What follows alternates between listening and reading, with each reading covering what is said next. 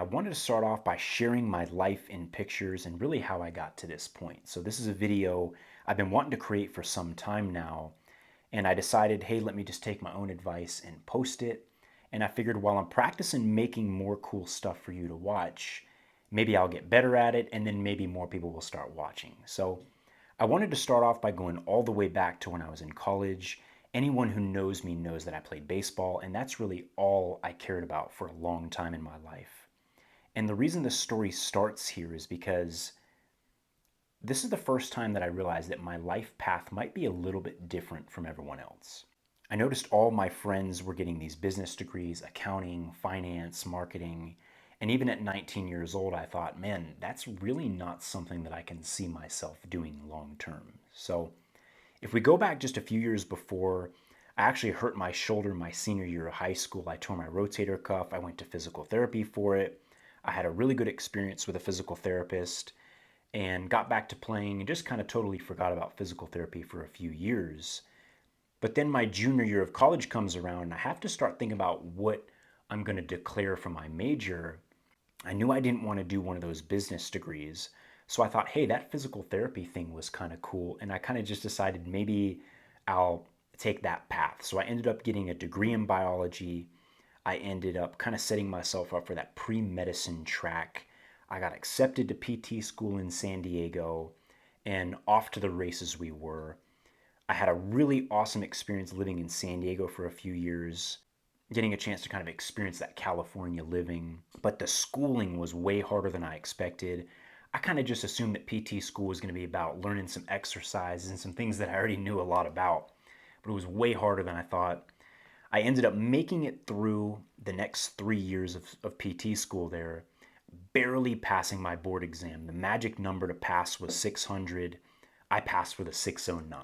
So, I had a lot of my friends, they were bragging, hey, I got a 750, man, I crushed it, I got a 710. And I didn't even care. I took my 609 and I got on with my life, right? So, from there, I accepted a position at an orthopedic physical therapy clinic in Las Vegas where I'd met some people on one of my internships.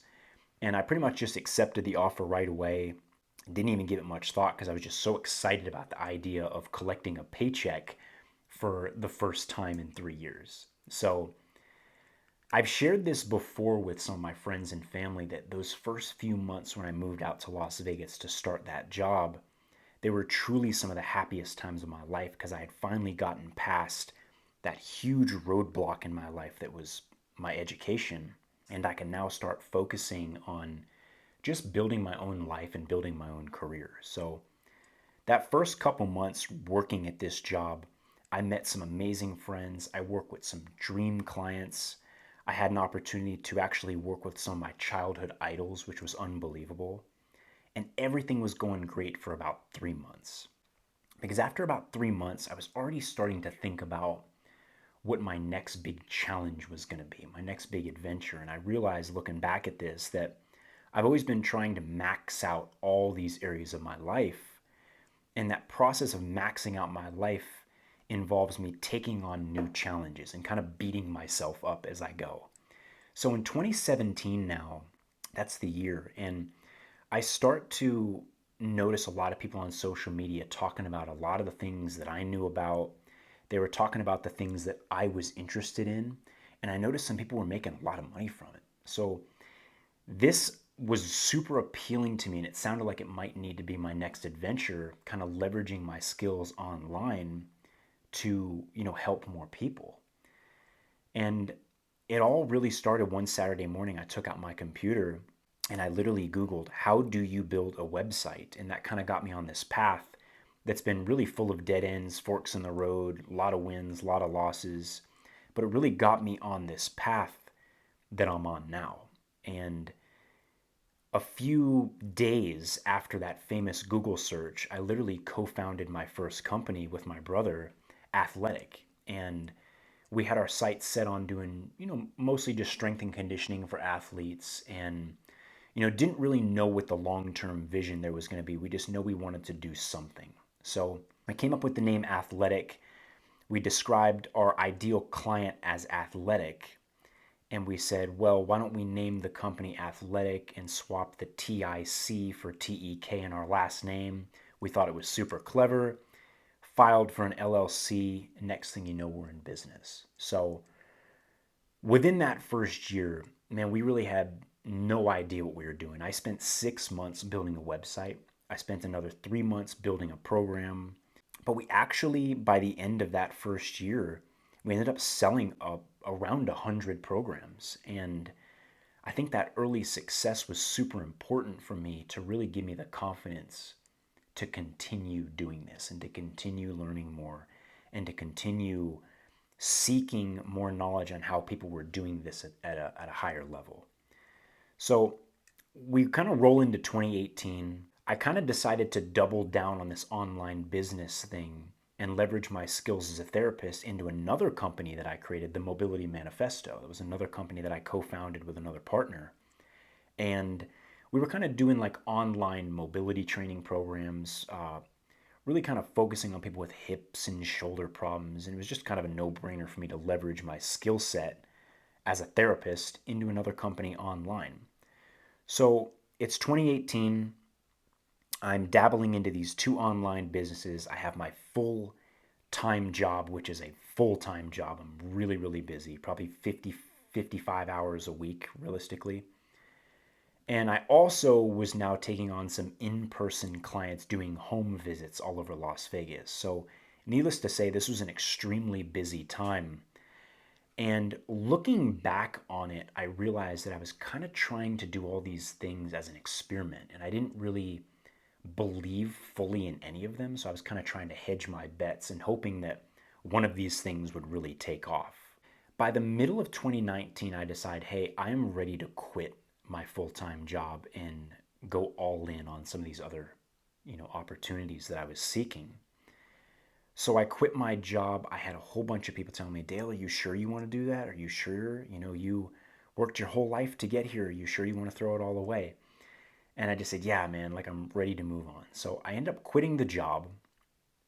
And really, for that first 6 months after quitting the job, I kind of hit a stall and it was a little bit of a rough patch because things had not really taken off in the way that I thought they would.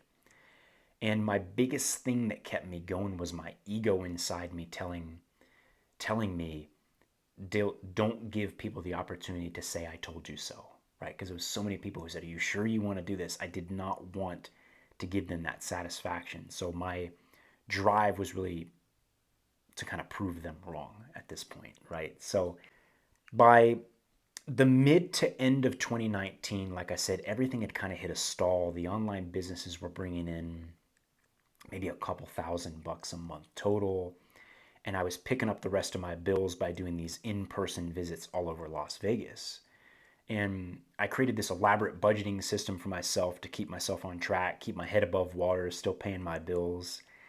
And it was around this time now, toward the end of 2019, that I really decided to double down on the idea of building legitimate online businesses and seeking mentorship on how to do it at a much higher level. So by the end of 2019, I hired my first ever business mentor. And this is when things really turned around. And both online businesses started to see a steady climb.